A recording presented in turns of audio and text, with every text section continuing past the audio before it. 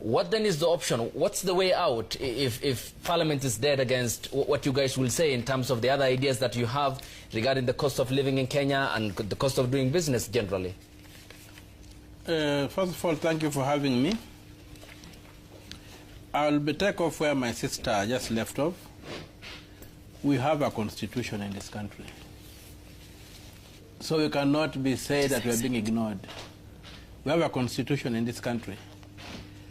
And within that constitution also there are measures to punish these people. There's going to come a time when we shall put them in jail for what they're doing today. Across the world, President Ruto was in South Korea the other day. I think he's still there. Let him ask himself how many presidents have been, former presidents of South Korea have gone to jail. As he wants to admire South Korea, he must not as a side whereby rogue presidents are jailed and punished. President Park was the last. Yes, and so does President Ruto want to be jailed when he leaves office? That's the question he should ask himself. He's not almighty. He must obey the Constitution. There's no way out. And me, in discussing this bill, I would like everybody to go to the website of the National Treasury at www.treasury.go.ke/budget-1/.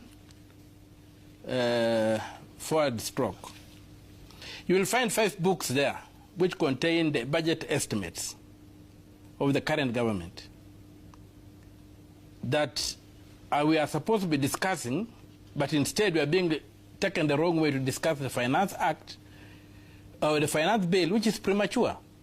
You cannot have a finance bill without a budget you want to finance. You must have the budget, then now come up with measures to finance that budget.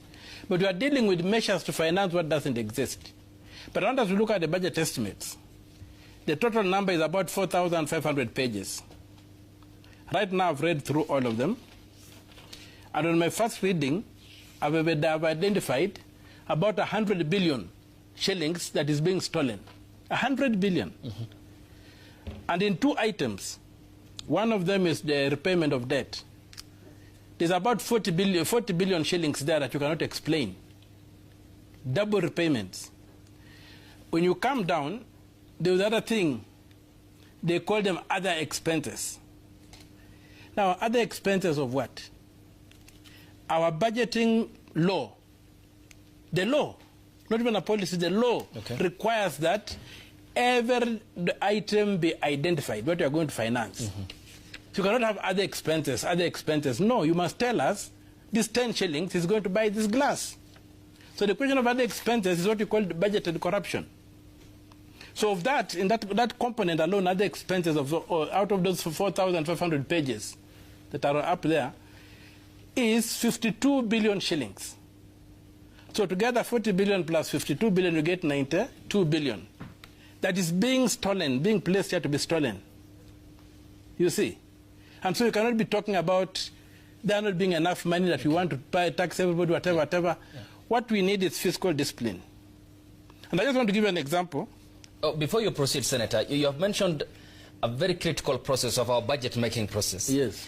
And the constitution that Honorable Wamushomba holds here, and we all believe in because of its supremacy, gives the Parliament the power to amend the budget. And this largely falls in the context of the formulation, adoption, execution, and the control, the 4 stages, 2 before, 2 after.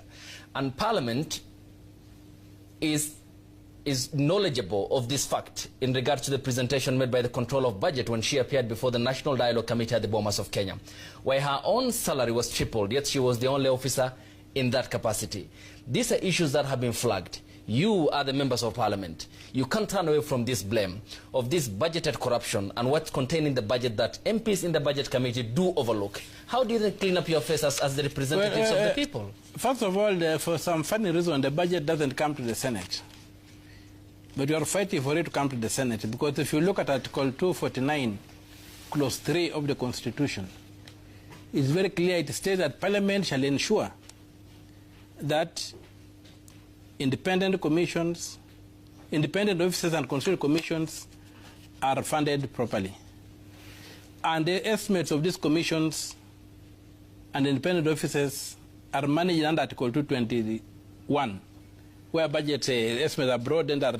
So the mere fact that they are introduced in the National Assembly, like it is said under Article 109, I think it's clause 5, that money bills will only be introduced in the National Assembly, does not mean that money bills will only be considered in the National Assembly. And so the Senate sits and watches this nonsense going on. And so we are still fighting to make sure that the budget goes through both houses. Mm-hmm. That practice where they have been misreading the Constitution must come to an end. Now, the other thing, there's this thing called the Budget Office. Go and look at how much money went to Ndindi Nyoro's constituency for roads. He charged the Budget Office. They go and make deals with the Treasury, and then you see Parliament debates their report. Parliament does not read the 4,500 pages that I've referred to. They read that thing, and then they bring a report to Parliament, then Parliament debates the report. And that's why the problem is. The MPs never get a time to walk through the estimates. They are walked through by somebody else who is captive to the Treasury. Just look at the MPs. Look at the MPs who sit in the Budget Office and how much money they allocate to projects in their constituencies. And look at other MPs. I'm talking about the National Assembly. Forget about the Senate. Just the National Assembly. You will see why there's a big problem. So that animal called the Budget Office has been captured by Treasury, the Treasury mandarins, and they're in cahoots. So when they peruse these things, they see no evil, and therefore they bring a very rosy picture of what is happening. Yeah. And that's why then where we lose it. Because then Parliament debates the report of the committee, the departmental committee. It does not debate the raw data.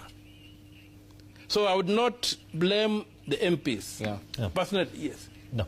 Mheshimiwa, nataka uzuia hapo kidogo, lakini nataka kuna swala ambalo tutataka uthibitishe baadaye. Tunakwenda mapumzikoni kidogo, lakini hili swala ambalo umezungumzia kwamba kuna budgeted corruption katika utungaji wa sheria kama hizi ambazo ni za kutengeza bajeti na vile vile mswada, tunataka uthibitishe kwa sababu umegusia swala ambalo huwezi kuthibitisha na tungependa uweze